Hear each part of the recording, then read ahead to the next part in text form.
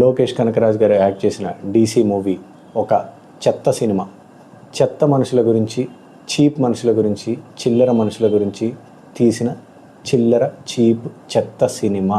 పోలీసులు దొంగలు ఇద్దరు ఒకటే అన్నట్టుగా, పోలీసులు కూడా తప్పులు చేస్తారు, దొంగలు కూడా తప్పులు చేస్తారు, కానీ దొంగ చేసిన తప్పు, పోలీసు చేసిన తప్పు రెండు ఒకటే అన్నట్టుగా ఇంత చెత్త చండాలమైన సినిమాలు తీస్తున్నారండి. అందులోనూ ఒక లిమిట్ అనేది ఉంటుందండి, ఒక లైన్ అనేది ఉంటుంది. కానీ ఆ లైన్ని కూడా దాటేసి పరమ చెత్త మనుషుల్ని, పరమ చెత్త అపియరెన్సెస్ని, పరమ చెత్త ప్రొఫెషన్స్ని, పరమ చెత్త బిహేవియర్స్ని, వీటన్నిటిని గొప్పగా చూపిస్తూ తీసే సినిమాలు ఈ మధ్యగా ఎక్కువ అవుతున్నాయండి. అందులోనూ చెత్తాతి చెత్తగా తీసిన సినిమాలో డీసీ అనే movie చేరుతుందండి.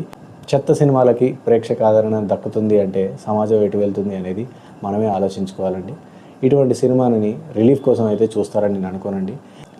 Any human being living in a civilized society, in a sane society, in sane friendships and living in sane relationships will not encourage such kind of movies అండి. ఇదైతే నా ఫీలింగ్ అండి. మూవీని మూవీలాగే చూడాలి, కానీ ఆ మూవీస్కి కూడా ఒక లిమిట్ ఉన్నప్పుడే ఈ సామెత అనేది సెట్ అవుతుందండి. మీరు తీసేదానికి లిమిట్ లేనప్పుడు క్రిటిసైజ్ చేసేదానికి కూడా లిమిట్ ఉండదండి.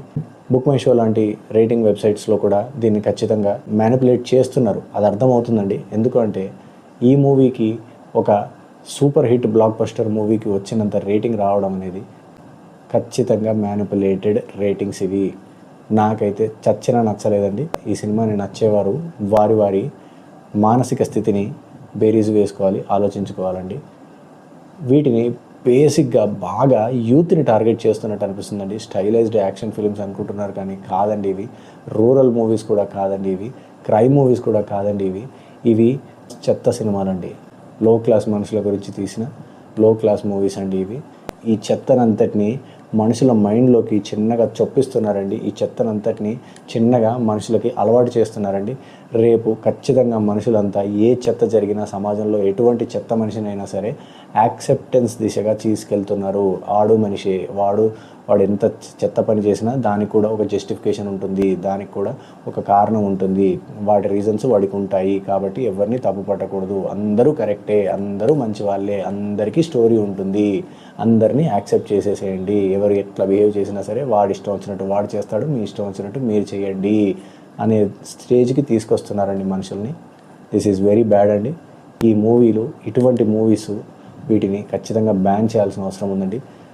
సెన్సార్ సర్టిఫికేట్ ఇవ్వడం కాదండి, వీటిని అసలు పబ్లిక్ ఎగ్జిబిషన్లోకే తీసుకురాకూడదు. ఒక స్క్రీన్ మీద, ఒక మూవీ థియేటర్ మీద కాదు కదా, అట్లీస్ట్ ఒక ఓటీటీ ప్లాట్ఫామ్లో కూడా ఇటువంటి మూవీస్ రన్ అవ్వకూడదండి.